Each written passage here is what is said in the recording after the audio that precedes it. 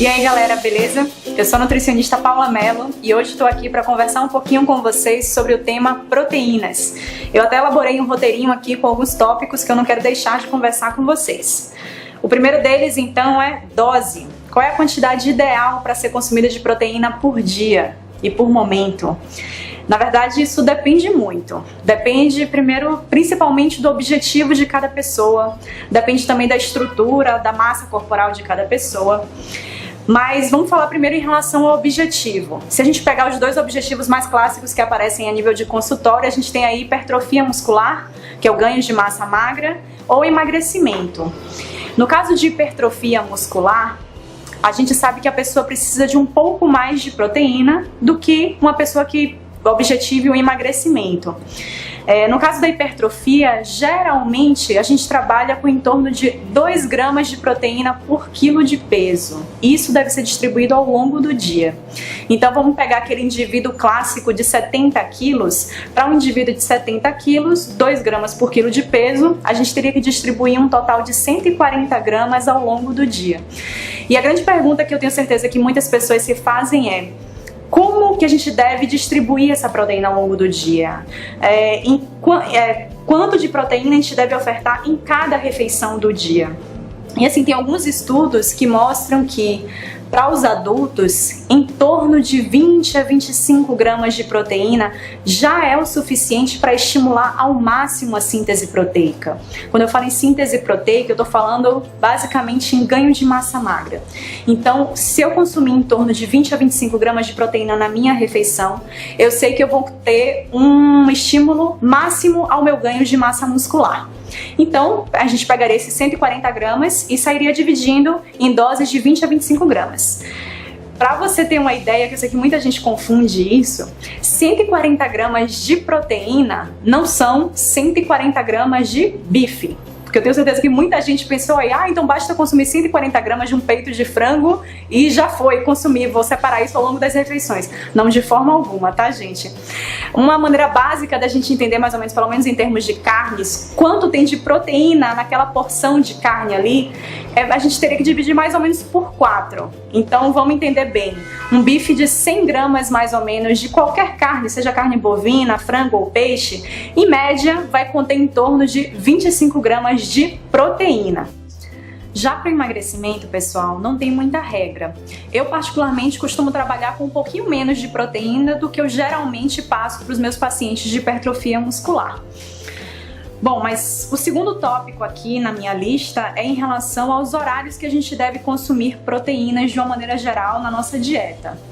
Gente, isso também não tem uma regra muito grande. Isso vai estar muito ligado à primeira informação que eu dei para vocês, que é a dose de proteína por refeição. A depender do seu peso e do seu objetivo, a gente vai calcular mais ou menos quantas refeições a gente precisa.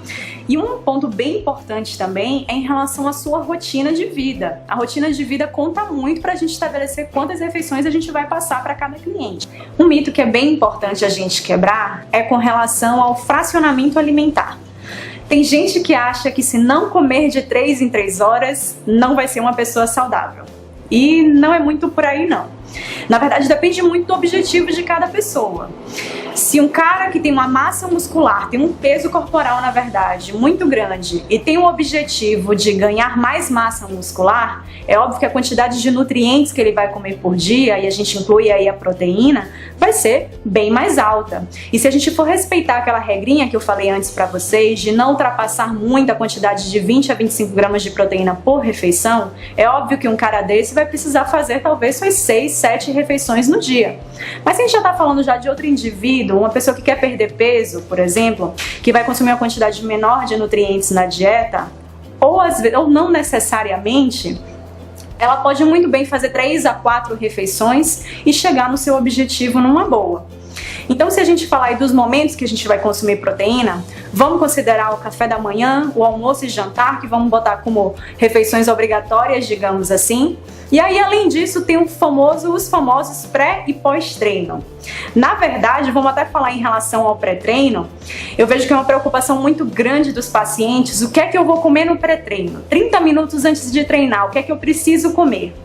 Gente, a depender de qual foi essa sua última refeição, não necessariamente você precisa fazer uma refeição pré-treino. Não necessariamente você tem que comer 30 minutos antes da refeição para estar apto a treinar bem, tá certo? Então, às vezes eu pego um paciente que treina no meio da manhã. Se você consegue fazer o seu café da manhã bem, ali há 2 horas atrás, para que eu vou fazer novamente um lanche antes de treinar? Principalmente se o objetivo for emagrecimento. Então a gente tem que olhar muito caso a caso, não existe uma regra muito fechadinha para isso, tá certo? Mas se a gente pegar a refeição pós-treino, a gente vai lembrar logo de um suplemento que é muito utilizado, principalmente quando o objetivo é ganho de massa magra. E a gente está falando no Whey Protein. Whey Protein, pessoal, nada mais é do que proteína do soro do leite. E essa proteína ela tem uma característica bem particular. Ela é uma proteína bem pequenininha, bem fácil de ser digerida e absorvida. E na verdade foi por essa característica que ela se popularizou muito no pós-treino, principalmente para aqueles que querem um ganho de massa magra. Isso porque alguns estudos que foram feitos, muitos estudos na verdade, mostram que no pós-treino, quando você consome uma proteína que ela tem uma rápida digestão e absorção, então assim, quanto mais rápido os aminoácidos estiverem disponíveis na sua corrente sanguínea, melhor vai ser o seu resultado de hipertrofia muscular, ou de ganho de massa magra. Então por isso que acabou que a Whey virou o suplemento queridinho, digamos assim, do pós-treino, principalmente para os que querem hipertrofia muscular. Uma dúvida que eu vejo as pessoas chegando muito aqui na hora de escolher a proteína, de escolher o seu Whey Protein, é em relação à quantidade de carboidrato e gordura que tem ali na dose.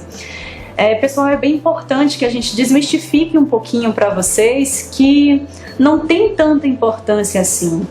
Uns 3, 4 gramas de carboidrato que pode estar presente ali na dose de uma determinada marca de whey, ou 1, 2 gramas de gordura, isso é muito pouco e nada isso vai interferir no seu nível de digestão e absorção dessa proteína.